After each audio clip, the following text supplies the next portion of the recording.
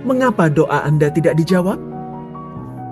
Mungkin kita pernah bertanya di dalam hati, atau mungkin pernah mendengar orang lain berkata, "Saya sudah lama berdoa, sudah sungguh-sungguh dan yakin.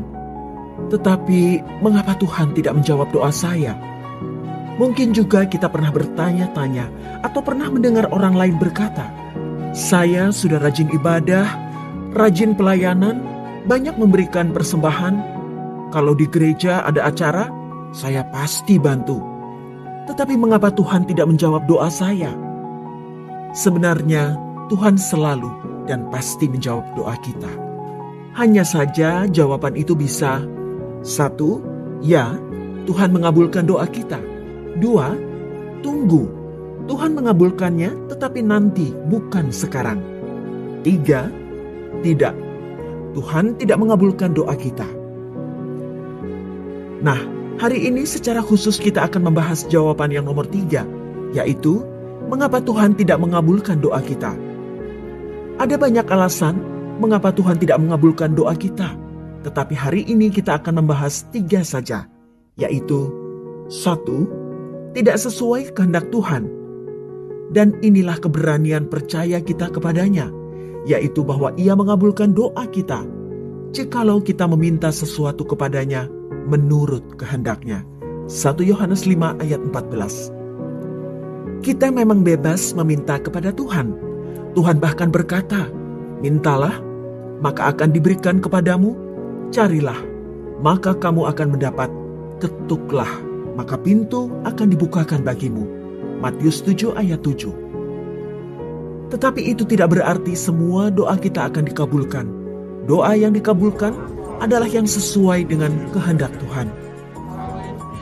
Yakobus 4 ayat 3 memperjelasnya bagi kita. "Atau kamu berdoa juga, tetapi kamu tidak menerima apa-apa, karena kamu salah berdoa.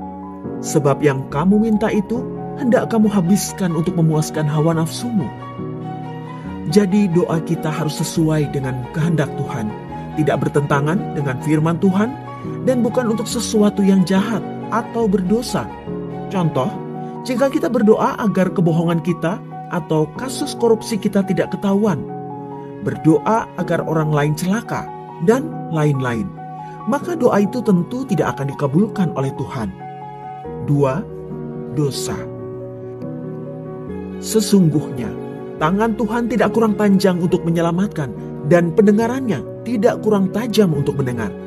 Tetapi yang merupakan pemisah antara kamu dan Allahmu ialah segala kejahatanmu, dan yang membuat Dia menyembunyikan diri terhadap kamu sehingga Ia tidak mendengar ialah segala dosamu. Yesaya 59 ayat 1 hingga 2. Bagian ini jelas mengatakan bahwa kita harus terlebih dahulu mengakui dan membereskan dosa kita di hadapan Tuhan. Jadi jika ada dosa yang belum kita akui dan bereskan di hadapan Tuhan, mari kita bereskan. Kita bertobat, tidak mengulanginya lagi. Meskipun orang lain tidak tahu, meskipun kita nampak baik di mata sesama, tetapi Tuhan adalah Tuhan yang melihat hati. 1 Samuel 16 ayat 7, Ia Maha Tahu. Mengakui dan membereskan dosa ini penting, bukan saja supaya doa kita dikabulkan Tuhan, tetapi juga supaya hubungan pribadi kita dengan Tuhan bisa pulih dan kembali dekat. 3. Tuhan punya rencana yang lebih baik.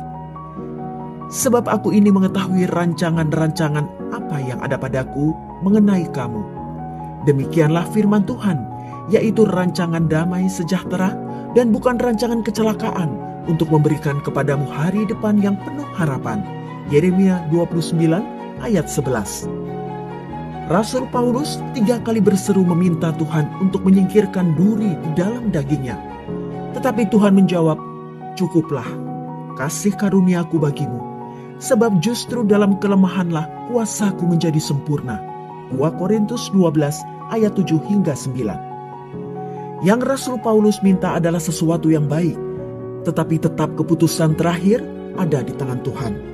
Apakah permintaan itu akan dikabulkan atau tidak? Dan ketika Tuhan berkata tidak, Rasul Paulus menerima dan belajar lebih lagi untuk bersandar kepada Tuhan. Mungkin kita berdoa agar disembuhkan dari sakit, berdoa agar keluarga harmonis, berdoa agar pekerjaan lancar, tetapi jawaban Tuhan tidak sesuai dengan harapan kita. Tetaplah percaya kepada Tuhan. Jangan pernah memaksakan kehendak kita, sebab Ia adalah Tuhan yang berkuasa dan berdaulat. Bapa yang penuh kasih, Ia tahu yang terbaik untuk kita dan hanya akan memberikan yang terbaik kepada kita anak-anaknya. Matius 7 ayat 11. Ia membuat segala sesuatu indah pada waktunya, bahkan Ia memberikan kekekalan dalam hati mereka.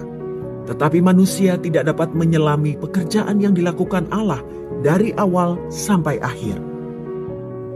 Meskipun sulit, meskipun saat ini hati dan pikiran kita belum bisa menerima, tetaplah percaya kepada Tuhan. Bisa jadi itu adalah bagian penempaan Tuhan kepada kita, atau ada maksud Tuhan yang lain, rencana yang lebih baik, sehingga akhirnya kita bisa menjadi saluran berkat, menjadi kesaksian yang menguatkan bagi sesama. Tetaplah berdoa dan bersandar kepada Tuhan.